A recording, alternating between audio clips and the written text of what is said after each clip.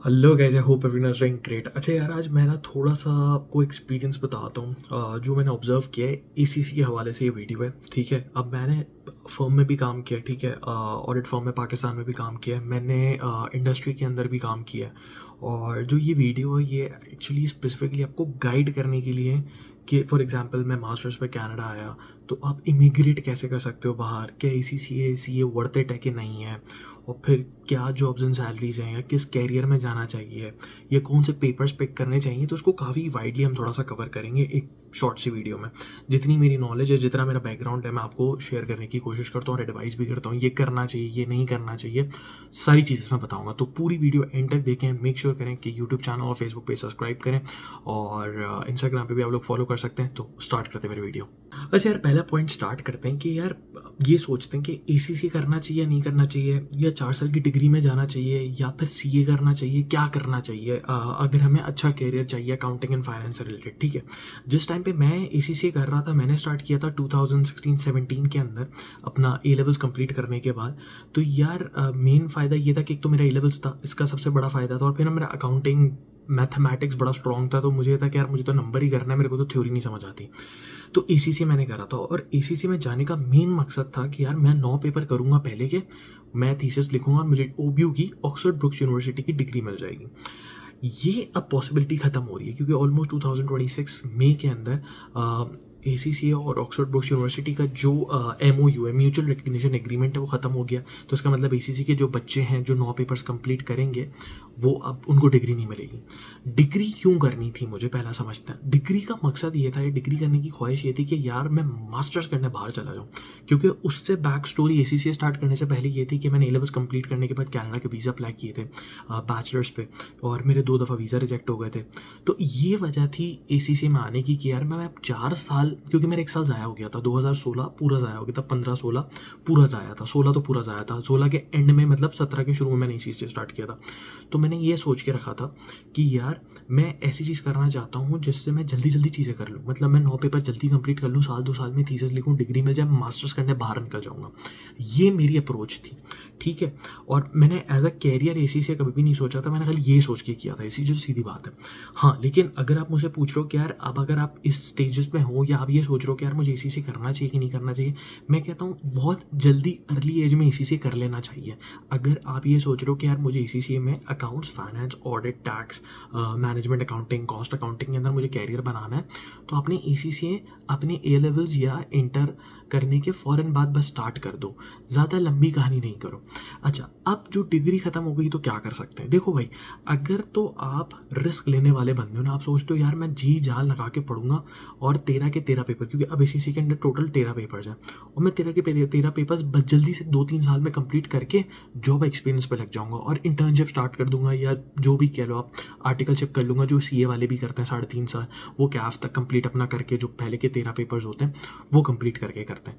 तो अगर आप तो जल्दी कंप्लीट करके वर्क एक्सपीरियंस में एंटर होना चाहते हो, अब वो बहुत इंपॉर्टेंट है भाई, ठीक है। तो फिर ACC करो। लेकिन अगर आप ये सोच रहे हो नहीं यार 50-50 वाले बंदे हो ना, तो फिर छोड़ दो, फिर नहीं करना।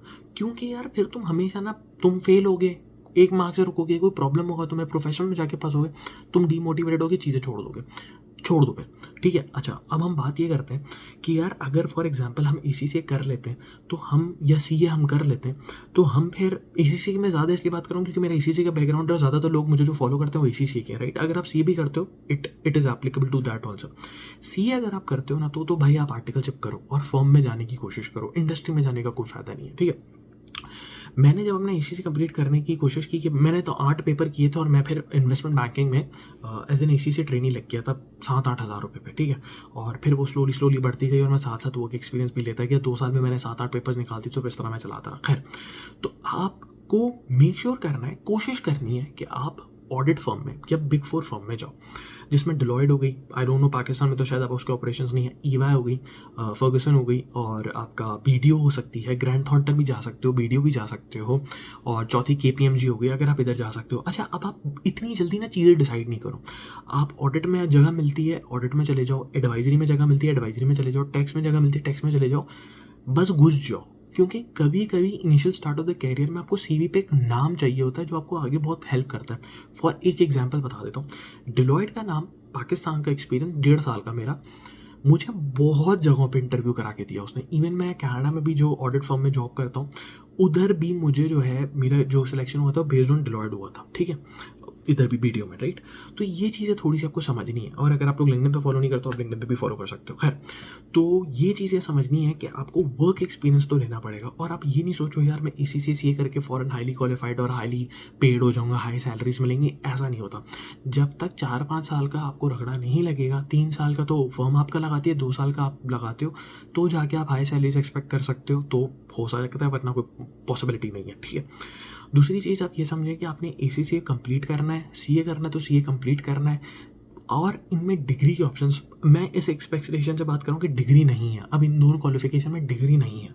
तो डिग्री नहीं है का क्या मतलब है? डिग्री नहीं है मतलब अब भैया बीच का रास्ता कोई नहीं है, दरिया में कूद गए तो अब पार ही करना है, उससे पहले वापसी नहीं कर सकते, क्योंकि वापसी करोगे तो जितना तुमने सफ़र तय किया था वो तुम्हारा ज़ाया हो जाएगा, ठीक है। अब ये सोचो कि अगर डिग्री नहीं है तो भाई कनाडा, यूएसए, ऑस्ट्रेलिया, ये सारी कंट्रीज इमिग्रेशन के लिए आपको बैचलर्स की डिग्री मांगती है। इवन ये बात याद रखो कि अगर आपको पीआर के लिए अप्लाई करना है, परमानेंट रेसिडेंसी के लिए किसी भी कंट्री के लिए, सपोज कनाडा की बात करते हैं, तो 3 साल का वर्क एक्सपीरियंस हो आपके पास, अंडर ग्रेड या मास्टर्स की डिग्री हो, और एक अच्छी इंग्लिश हो, तो आपकी डायरेक्ट भी पीआर हो जाती है। वो डिफरेंट सिनेरियो किसी और वीडियो में बात करेंगे। तो आपके लिए मेक श्योर करना आपके पास डिग्री होना ज़रूरी है।